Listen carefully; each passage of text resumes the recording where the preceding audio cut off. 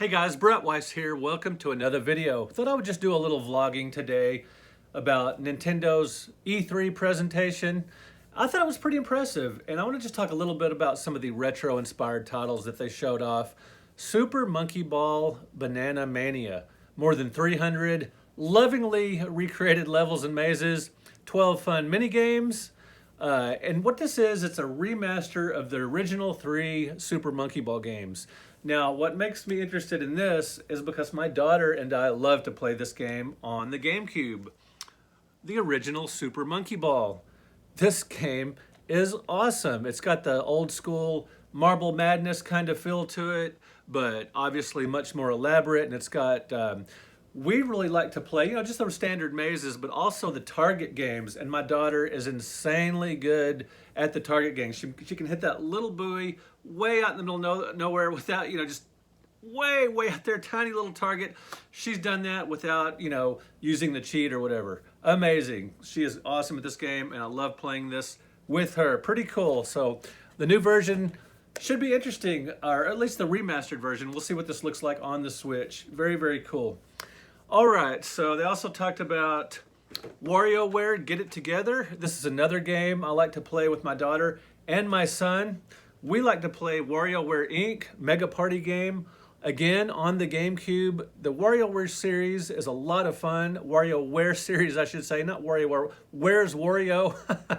Anyway, absolutely love this game, playing it with Ryan and Katie. It is so much fun. Now, my tired old brain can't think quickly enough to do these micro games as well as my son or daughter. Just all kinds of little mini games, even stuff like picking your nose or stabbing something with a fork or jumping very quickly. You have to know immediately what you're going to do, what buttons to push, and it's usually just a quick push of the button or just a flick of the joystick. But their 20-something brains think much more quickly than I do when we're playing WarioWare Inc. on the GameCube. Now, what's going to be interesting about the Switch version, WarioWare Get It Together, the character you choose to play as affects the way you solve the mini games. That should be an interesting twist. And there's a 2-player co-op mode where you beat the little micro games together. That should be really interesting. Now, I've noticed sometimes with these kinds of games, these reimaginings or these sequels or these modernized versions or whatever of the old games, sometimes we prefer the originals because just maybe they're a little more simple, or that's what we, liked at first. That's why we grew to love these games, is because of the original ones. We will see how it goes with WarioWare Get It Together. I'm definitely curious about it on the Switch, but we'll see what we think, and we'll see if it's kid approved. My kids are in their 20s now, so I guess adult approved. So whatever the case, I look forward to playing it with my son and daughter, and I'm sure they will resoundingly beat me at the Switch version as they do playing WarioWare on the GameCube. All right, so another one that they discussed that I'm extremely interested in is Metroid Dread, the first 2D Metroid game starring bounty hunter Samus Aran. The first one in 19 years. Pretty cool. 2D Metroid. Awesome. Now, what I like about this, I got my original Metroid for the NES in 1988 because I'd heard good things about the game that came out in 1987. The graphics are gorgeous, and even, you look at Metroid today on the NES, the black backgrounds appear sort of primitive, relatively speaking, to today, but those black backgrounds with the colorful foregrounds combined to create this really interesting world to me. As Samus Aran, you feel like you are truly lost in space. You're alone in space against, these adversaries, and you've got all these great weapons. Now, with Metroid and Legend of Zelda, these are really, other than with some exceptions like Superman for the 2600 and Adventure for the 2600, this is where I really got to playing games where you backtrack and, with role-playing elements and all that kind of stuff, and I really love them. I'm not a huge fan in general of games where you have to do a lot of backtracking and non-linear games and, more adventure. I'm more of an action-oriented kind of gamer, as I've told you guys many times now, but Metroid and Legend of Zelda and a few others are the exceptions to the rule in this case, and Mario Dread looks really neat, and I look forward to playing that. All right, so a couple of others. There's the debut of the new teaser for the sequel to The Legend of Zelda Breath of the Wild. Now, I'm not in a super anxious, hurry to get that one because I haven't beaten the original one, haven't even gotten that far into it. I've got a trip coming up. I hope to play it on the go to get further in the game, but it looks cool.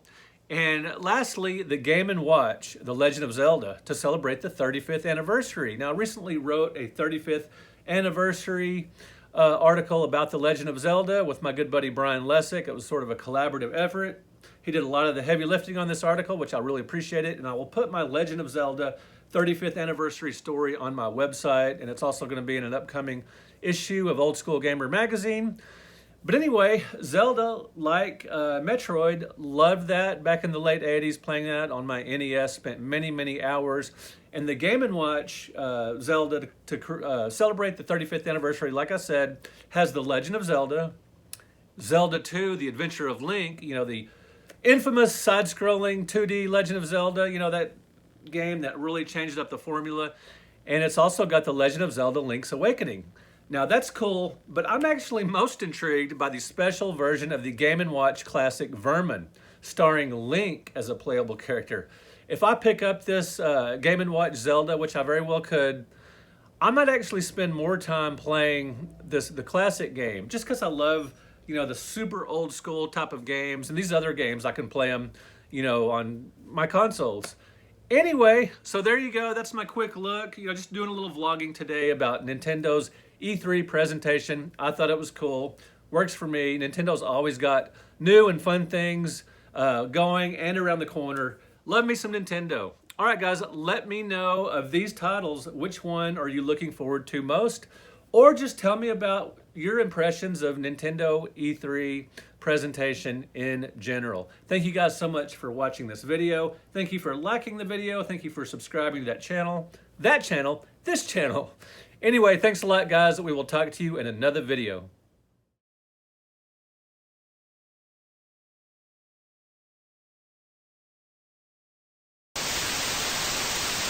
If you're a fan of my work, you might want to consider supporting me on Patreon.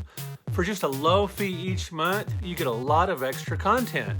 Another way to support the channel and my writing career is to buy books direct from me, including the 100 Greatest Console Video Games, the Classic Home Video Game Series. It's like an encyclopedia set. And this massive bad boy, the NES Omnibus Volume 1 A through L. I will put links in the description of this video where you can buy books direct from me and where you can support me on Patreon. Thank you guys so much. I really appreciate it.